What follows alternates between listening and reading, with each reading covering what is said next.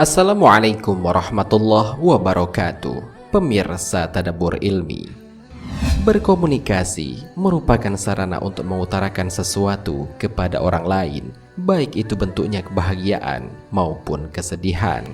Tahukah kalian, ternyata manusia bisa juga berkomunikasi dengan Allah, dan pada saat itu juga Allah langsung menjawabnya. Komunikasi manusia kepada Allah ini terjadi ketika ia membaca surat Al-Fatihah. Lantas, bagaimana komunikasi manusia dengan Allah itu? Mau tahu jawabannya? Simak ulasannya dengan menonton video ini hingga akhir.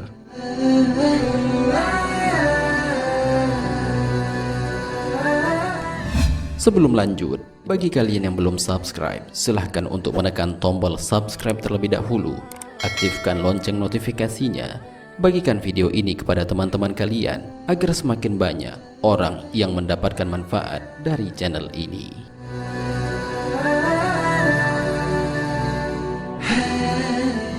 Pemirsa Tadabbur Ilmi, surat Al-Fatihah disebut juga dengan Ummul Kitab yang memiliki kelebihan dan keistimewaan tersendiri. Surat ini menjadi salah satu rukun dalam sholat. Barang siapa yang tidak membacanya, maka sholatnya menjadi tidak sah. Rasulullah Shallallahu Alaihi Wasallam pernah menjelaskan bahwa saat seseorang membaca surat Al-Fatihah dalam sholatnya, maka saat itu pula sesungguhnya ia sedang berkomunikasi langsung kepada Allah, dan Allah juga langsung menjawabnya. Oleh karena itu, saat seseorang membaca surat Al-Fatihah dalam sholat, sebaiknya ia membacanya dengan tartil, tertib, dan perlahan-lahan. Sebab jeda antara satu ayat ke ayat lainnya dipergunakan Allah untuk menjawab setiap bacaannya. Hal ini sebagaimana dijelaskan dalam hadis qudsi. Rasulullah Shallallahu Alaihi Wasallam bersabda, Allah Azza wa Jalla berfirman, Aku membagi solat antara aku dan hambaku menjadi dua bagian, dan bagi hambaku apa yang dia mohonkan.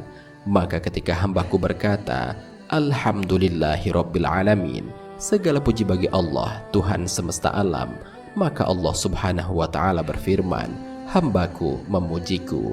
Dan ketika seorang hamba berkata, Ar-Rahmanir Rahim, Maha Pemurah lagi Maha Penyayang, maka Allah Subhanahu wa Ta'ala berfirman, hambaku menyanjungku. Ketika seorang hamba berkata, Malik Yaumiddin, yang menguasai hari pembalasan, maka Allah Subhanahu wa Ta'ala kembali berfirman, hambaku mengagungkanku. Ketika seorang hamba berkata, Iyyaka na'budu wa iyyaka nasta'in, hanya kepada Engkau kami menyembah dan hanya kepada Engkau kami memohon pertolongan, Allah Subhanahu wa Ta'ala berfirman, ini adalah bagianku dan bagian hambaku, bagi hambaku apa yang dimintanya. Ketika seorang hamba berkata, Ihdinas siratal mustaqim, siratal lazina an'amta alaihim, ghairil maghdubi alaihim waladdallin, tunjukkanlah kami ke jalan yang lurus, yaitu jalan orang-orang yang telah Engkau beri nikmat kepada mereka, bukan jalan mereka yang dimurkai, dan bukan pula jalan mereka yang sesat. Maka Allah Subhanahu wa Ta'ala berfirman, ini adalah bagian hambaku, dan bagi hambaku apa yang dia pinta. Hadis riwayat Muslim. Pemirsa Tadabbur Ilmi, hadis qudsi ini sebenarnya menjelaskan kepada kita tentang kemuliaan surat Al-Fatihah, di mana di dalamnya terdapat dialog langsung antara manusia dengan Allah Subhanahu wa Ta'ala.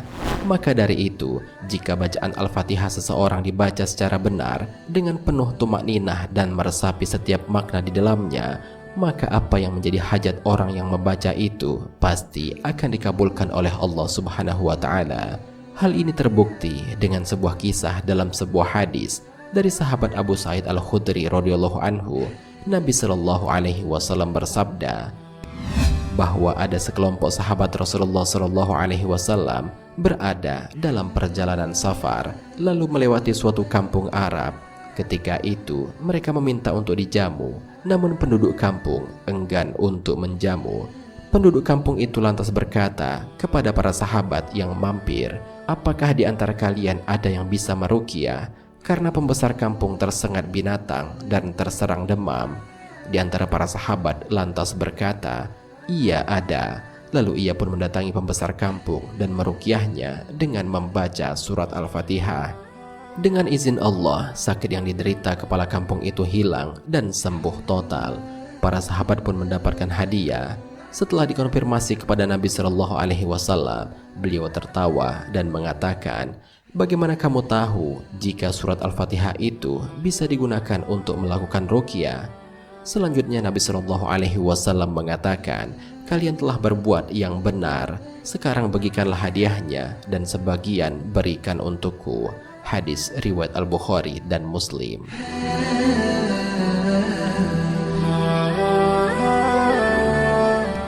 Ibnu Qayyim Al-Jauziyah juga pernah berkata, "Pada suatu ketika aku pernah berada di Mekah dan jatuh sakit, tetapi aku tidak menemukan seorang dokter dan obat penyembuh. Lalu aku berusaha mengobati dan menyembuhkan diriku dengan surat Al-Fatihah. Aku ambil segelas air Zam-Zam dan membacakan padanya surat Al-Fatihah berkali-kali.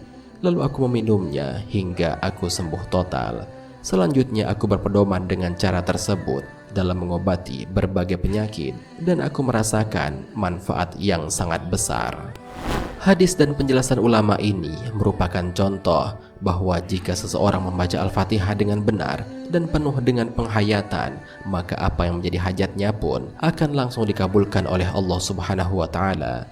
Ini juga yang menjadi landasan seseorang setelah ia melangsungkan doanya, maka ia akhiri dengan bacaan Al-Fatihah dengan harapan doa yang dipanjatkan akan dikabulkan oleh Allah Subhanahu wa Ta'ala.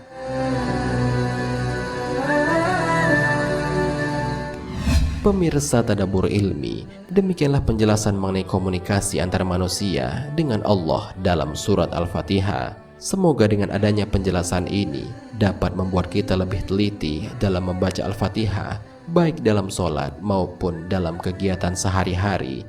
Semoga dengan itu apa yang menjadi hajat kita semua akan dikabulkan oleh Allah Subhanahu wa Ta'ala. Amin ya Rabbal Alamin. Wallahu a'lam bishawab. Jika terdapat kesalahan dalam penyampaian ini, admin mohon maaf dan itu merupakan kesalahan dari admin sendiri. Jika ada benarnya, itu adalah dari Allah Subhanahu wa Ta'ala. Semoga bermanfaat. Wassalamualaikum warahmatullahi wabarakatuh.